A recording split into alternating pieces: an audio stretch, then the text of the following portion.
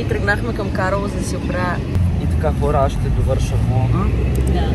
Сега тръгнахме. Да, и така, ще се върнем, като стане нещо интересно. Еми хора, ние стигнахме в Карлово. Сега отиваме до ортодонтката. Да. И след това ще ходим до водопада, защото той не е бил малък тук. Да, искам да видя повече природни забележителности, така че да. Ще се разкараме, тъй че гледайте. И така, нека да продължаваме. Лукса на центъра. На Лукса, бейбе. Гледай как е. Един център просто уникален. Така ми е, гайс. Чакам за ред. Това съм аз. Ти честно ли? Ами хора, измъчиха ма вече... Отиваме към, ще да кажа, Смолянския водопад. Не, към Карловопад Сучурум. Обаче ми сложиха пръстени хора на брекетите. Това много боли, е много странно. Сега ще видим как ще ям. Един час не трябва да ям. Тъй, че ще видим какво ще стане.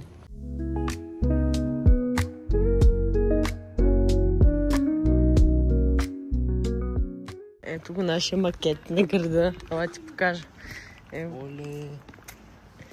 Това е паметника на Васил Левски тук. Това там е гимназията. Това? Да.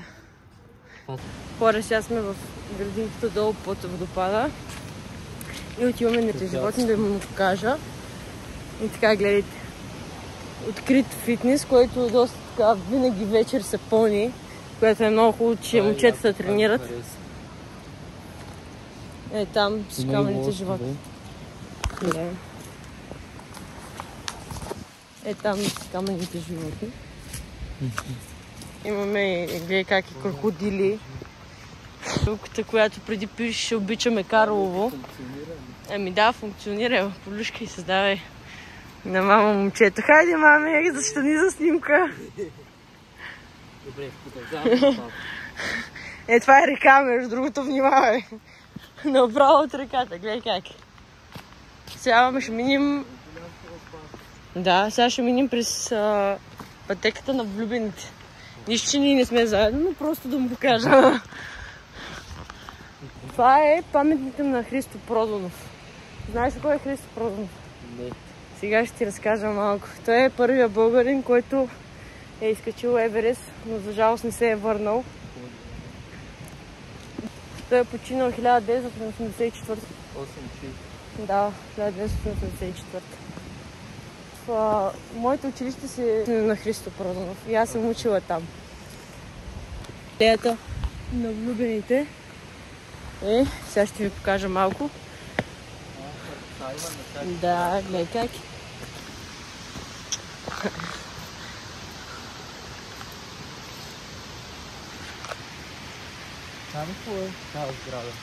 Тази сграда е била, доколкото съм запозната, може и да бъркам, извинявам се каровци, ако бъркам. Коприна, нали, нещо е такова.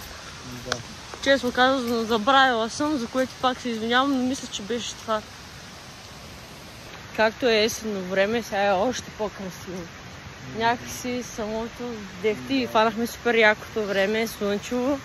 Нито много топло, нито много студено, просто е идеално за разходка. Разбит и не се знае кога ще падне, често казано. Но е много яко. Като малка много обичах. Там има един чусур, дето преди имаше много вода. И винаги течеше супер много, даже виж сега колко малко вода има и капи. И само ходих на там и мама ме дърпаше за ръката да не се измокра. Не знам вие дали сте така за този чусур. Не знам колко се вижда, защото съм на синема. Но да, много го обичах. Нищо не е, буквално виждам какво е. Обаче само като видих вода и край.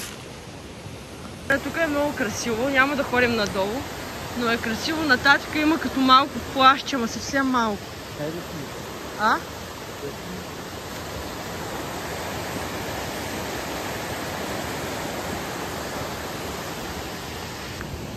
Гледай. Добре, чакай сега. Това е единия, той е малък. Добре, върви пред това. Това кученце. Оле, много е яко. Още малко сме на водопада. Кой ще кажеш за много мини ми хареса. водопада? Със сигурност бих дошъл още веднъж, ако имам такава възможност. Имаш. Винаги имаш покана за тук. И така, хора. Кажа нещо, обаче аз спрях. Аз ще добавя само, че Карлово, колкото е да е малко градче, в смисъл не е от най-малките, но не е много голям град, е супер уютно и хубаво място за живеене. Давай, слизай.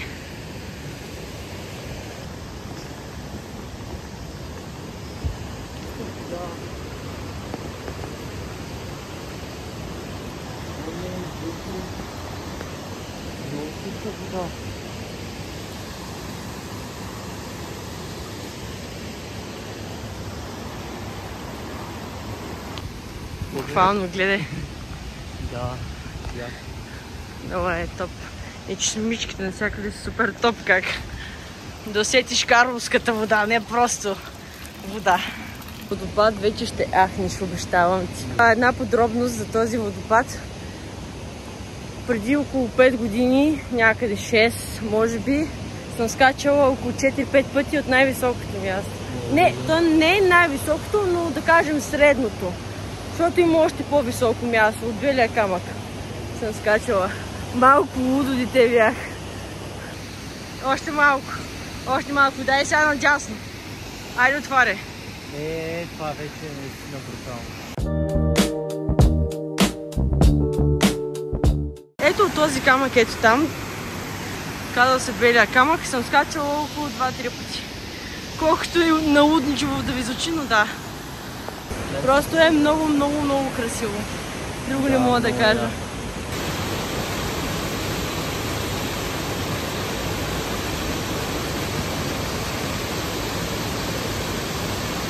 Хора, беше много красиво, много обичам да идвам тук и да си почивам от всякакви мисли, просто да гледам и да слушам музика. Е супер чул място да си починеш като цяло. Хора, имам въпрос. Бихте ли яли жаби, змии, охлюви и така нататък, защото ние сега захванахме тази тема и двамата сме на мнение, че не искаме даже и да опитваме. Но ви питам вас, пишете в коментарите. Хора, сега ще отидем на паметника на Васил Левски, за да му го покажа. Той е идвал, мисля, че един път, нали? Да, първи клас. Да, тъй че сега ще види паметника, вече като по-голяма. Аз не си го спомням, така че... Това ще е много хубаво. В принцип паметник е направено много добре. Е много хубаво място.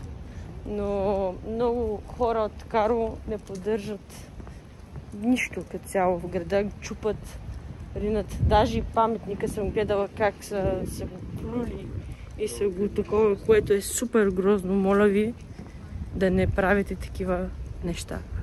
Защото знам, че ме гледат деца, знам, че ме гледат и по-големи хора. Моля ви, не го правете. Това е изобщо не е хубаво. Тръгваме, гайс, както казах. Уникалната ми количка.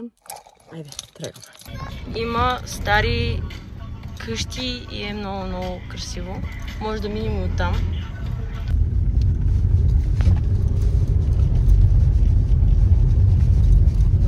Хора, пристигнахме на паметника на Левски. Едно много красиво, спомнящо се място с много история.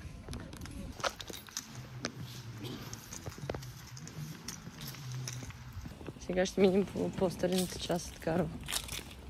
Ще направим един кръг така и отиваме към нас, че не сме яли. Ето една къща, която е много яко вайб дава.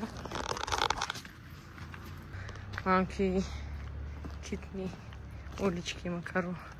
Макар и някои къщи да са запустели от старинното Карлово, е много красиво. Да.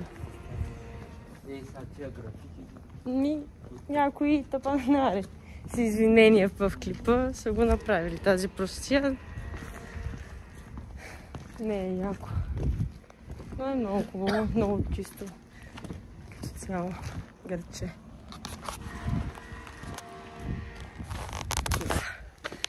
Майци. Много яко е. Чай, че малко няма сцепление на гумите ти, обувките. Трябва да съм с зимни гуми. Абсолютно. И пак се върнахме на паметника на Левски.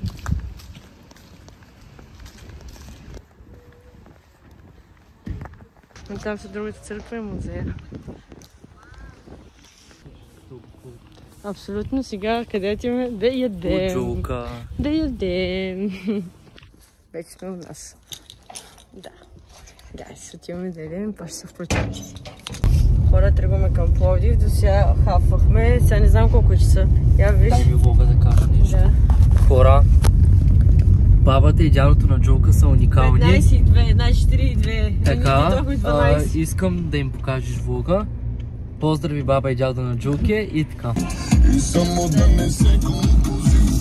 Ако утре идва края на света, ако имах правото да избера, щях с тебе да избягам веднага. Мислех пръстен да я купя, но май е по-добре на време да се чупя.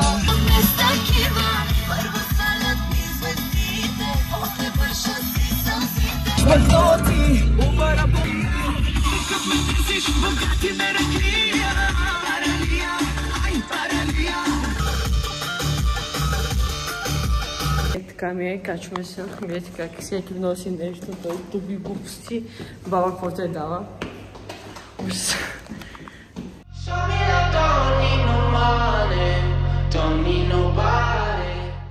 Хора, до сега чистихме стаята, оправихме. Много добре стана. Топ за общака е един път. Само, че тук ще приключа този клип. Надявам се да ви е харесал. Ако е така, дайте палче нагоре. Абонирайте се. И това беше от нас. Чао!